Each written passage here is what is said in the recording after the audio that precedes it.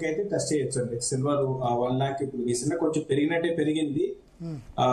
మళ్ళీ 82 international market లో 84 వచ్చేసింది.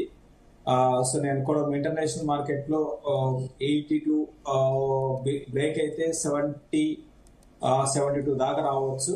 సో మన ఇండియన్ మార్కెట్ లో నేను కూడా 2 lakhs బ్రేక్ అయ్యి దగ్గర 1,80,000 దాకా రావచ్చు. ఇప్పుడు లాస్ట్ 2 years గా లాంగ్ టర్మ్ ఇన్వెస్టర్స్ కి ఎవరికి డబ్బులు రావట్లా. జిగ్జాగ్ చేసిన వాళ్ళకి మాత్రమే వస్తున్నాయి. 25,800 25,900 దాటిన తర్వాత అమ్మేసి మళ్ళీ కిందికి రాగానే కొన్న వాళ్ళకి మాత్రమే డబ్బులు వస్తున్నాయి. సో ఈ సమయంలో జిగ్జాగ్ ట్రేడింగే కరెక్టా లాంగ్ టర్మ్ ఇన్వెస్ట్మెంట్ కంటే? ఈ టైంలో అంటే ట్రేడింగ్ అనేది బాగా ఎక్స్పీరియన్స్ ఉండి టైమింగ్ తో ఎగ్జిట్ అయ్యి టైమింగ్ మళ్ళీ టైమింగ్ తో కొంటే ఓకేనండి. అది కాకుండా అంటే ఓవర్ లెవరేజ్ తీసుకొని ట్రేడింగ్ చేసుకొని లాంగ్ స్టాక్ లో ఉండి అటువంటి చేయకుండా కొంచెం స్మార్ట్ వర్క్ గా కొన్ని సెలెక్టెడ్ స్టాక్స్ లో ఇన్వెస్ట్ చేసుకుంటూ మళ్ళీ వాటిని ఎగ్జిట్ అవుతూ మళ్ళీ వాటినే బై చేసుకుంటూ అంటే నెంబర్ ఆఫ్ స్టాక్స్ ఎక్కువ పెట్టుకోకుండా తక్కువ పెట్టుకొని చేసుకుంటే పర్లేదండి, బాగానే ఉంటుంది. సరే, ఒకటి ఈ స్టాక్ మార్కెట్లో 2 phases ఉంటాయి. ఒకదంటే ఒక 3-4 సంవత్సరాలు కంటిన్యూస్ గా పెరుగుతూ పోతుంది, ఇంకో 3-4 సంవత్సరాలు అసలు పెరగదు. ఇప్పుడు ఆ ఫేజ్ లో ఉన్నామా? 3-4 సంవత్సరాల్లో 2 సంవత్సరాలు అయిపోయింది, ఇంకో 2 సంవత్సరాల వరకు ఇలానే ఉండొచ్చా? ఇక్కడ పోస్ట్ కరోనా పీరియడ్ విపరీతంగా పెరిగిపోయింది. 7,500 పడ్డది కాస్త 26,300, అంటే 3 times ఆ 2021-22 తర్వాత నుంచి కంటిన్యూస్ గా. సరే, ఉక్రెయిన్ రష్యా యుద్ధ సమయంలో కొంత ఒక 7-8% కరెక్ట్ అయిందేమో, బట్ 7,500 నుంచి 26,200 వరకు 3 times కరెక్షన్ లేదు. మళ్ళీ ఒక 3-4 ఏళ్ళు సేమ్ అదే ఫేజ్ లో ఉండొచ్చా? ఇక్కడెక్కడే ఆల్రెడీ 2 years ఆ విధంగా మనం కంప్లీట్ చేసుకున్నాం. 2024 సెప్టెంబర్ అక్టోబర్ టచ్ అయిన హై దగ్గరలోనే ఉన్నాం. ఇప్పుడు లాస్ట్ 2 years అవునండి, లాస్ట్ 2 years నుంచి మన మార్కెట్స్ ఏమాత్రం కూడా పెద్ద గొప్పగా లేవు. అంటే ఇండెక్స్ పర్లేదు, ఇండెక్స్ పెద్ద నష్టపోయింది ఏం లేదు ఇండెక్స్, కానీ స్టాక్స్ లో అయితే దారుణమైన నష్టాలు చూసాము. మిడ్ అండ్ స్మాల్ క్యాప్ గొప్ప బ్రహ్మాండమైన రిజల్ట్ అనౌన్స్ చేసిన కంపెనీ కూడా దాదాపు భారీ నష్టాలు ఇచ్చిందనమాట ఇన్వెస్టర్స్ కి. కాబట్టి ఏంటంటే నేను కూడా మీరు అన్నది కరెక్ట్ అయితే స్టాక్ మార్కెట్స్ ఎప్పుడు కూడా ఎలా ఉంటాయంటే ఒక్కొక్క బుల్ మార్కెట్ బేర్ మార్కెట్ అని అందరు తెలిసిందే, 2 ఫేజులుగా ఉంటాయి. సో ఇప్పుడు ప్రస్తుతానికి మనం అంటే మార్కెట్ పడకుండా పట్టలేదు కానీ బట్ బేర్ మార్కెట్ స్టాక్స్ పరంగా బేర్ మార్కెట్ అని చెప్తాను. సో ఇది దాదాపు నెక్స్ట్ ఒక 1 or 2 months లో దీనికి ఎండ్ కార్డు పడి స్టెబిలిటీ అనేది మన ఇండియన్ మార్కెట్స్ లో రావడానికి అవకాశం ఉంది. సార్, యావరేజ్ చేయొచ్చా? స్టాక్స్ బాగా పడితే గనక ఇప్పుడు ఈ వాల్యూకి వచ్చాయి కాబట్టి యావరేజ్ చేయొచ్చా? డెఫినెట్ గా అండి, మంచి కంపెనీస్ ఉన్నప్పుడు యావరేజ్ చేయొచ్చు అండి. 2 రకాలు ఉంటాయి థీరీస్. ఒకటి ఏంటి అంటే అది ఆ కంపెనీ కంప్లీట్ గా అంటే ఫండమెంటల్స్ ఏమాత్రం అనుకూలంగా లేదు అనుకుంటే దాన్ని మనం యావరేజ్ చేయకూడదు. ఉన్న కంపెనీ ఎగ్జిట్ కావాలి అంటే ఎలాంటి కంపెనీస్ మనం యావరేజ్ చేసుకోవాలి? ఫర్ ఎగ్జాంపుల్ హెచ్డిఎఫ్సి ఏఎంసి అని ఉంది. హెచ్డిఎఫ్సి ఏఎంసి అంటే అసెట్ మేనేజ్మెంట్ కంపెనీ అనమాట. సో ఇది ప్రతి పడిన సందర్భంలోనూ కొనుక్కోమని చెప్తారండి.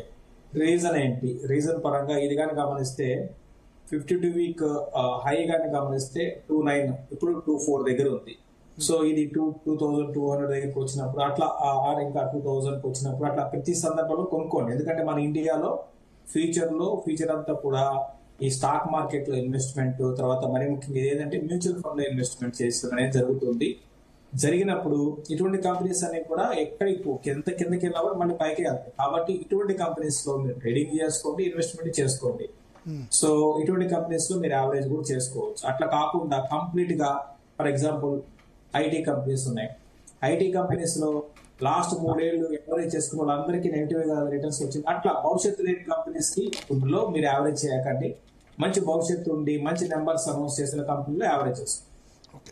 Sir, mid cap small cap stocks, small cap 100 ఏప్రిల్లో 14,084 వరకు వచ్చి మళ్ళీ దాదాపు 19,222 దాకా పెరిగింది. ఆల్మోస్ట్ 30% దాకా పెరిగిందని అనుకోవచ్చు. 35% పెరిగింది లో నుంచి. మళ్ళీ ఇప్పుడు 20% పైన కరెక్ట్ అయింది. ఇవాళ అయితే స్మాల్ క్యాప్ 100 అయితే 15,896 దాకా కూడా వచ్చింది. సో స్మాల్ క్యాప్ స్టాక్స్ ఇప్పుడు అవాయిడ్ చేయాలా, ఓన్లీ నిఫ్టీ 50లో ఉండాలా, ఓన్లీ లార్జ్ క్యాప్ వైపు ఉండాలా, ఏం చెప్తారు మీరు? స్మాల్ క్యాప్ అయితే అగైన్ అండి, ఇప్పుడు ట్రేడింగ్ పరంగా అయితే మీరు లార్జ్ క్యాప్ లో కొనండి. మీరు మీ వ్యూ ఒక జస్ట్ ఒక డేస్ ఆర్ నెలల కోసం ఈ ఈ ఈ ట్రేడింగ్ ఆపర్చునిటీస్ అంటాం. అంటే ఈ వోలటాలిటీ ఉన్నప్పుడు ట్రేడింగ్ ఆపర్చునిటీస్ ఉంటాయి. ఉన్నప్పుడు మీరు ఏంటి అంటే ఫస్ట్ ఇండెక్స్ పెరుగుతుంది. సో అన్నప్పుడు మీరు ఇండెక్స్ స్టాక్స్ లో ఉండి మళ్ళీ ప్రాఫిట్ బుక్ చేసుకొని అట్లా కొంటూ ఉంటే మీరు ఆ పని చేయండి. ట్రేడింగ్ అంటే పెద్ద స్టాక్స్ లో ఉండండి. అట్లా కాదు నాకు ఒక 5 ఏళ్ళు 6 ఏళ్ళు ఉంటాను, నాకు ఒక మంచి విజన్ ఉంది, లాంగ్ టర్మ్ లో నేను ఈ కంపెనీ మీద నాకు మంచి భరోసా ఉంది, సో ఈ కంపెనీలో ఇన్వెస్ట్ చేస్తే నాకు డౌన్ సైడ్ రిస్క్ ఉన్నా కూడా ఫ్యూచర్ కనపడుతుంది. అటువంటి stock mid and small cap లో అట్లా చాలా ఉంటాయండి.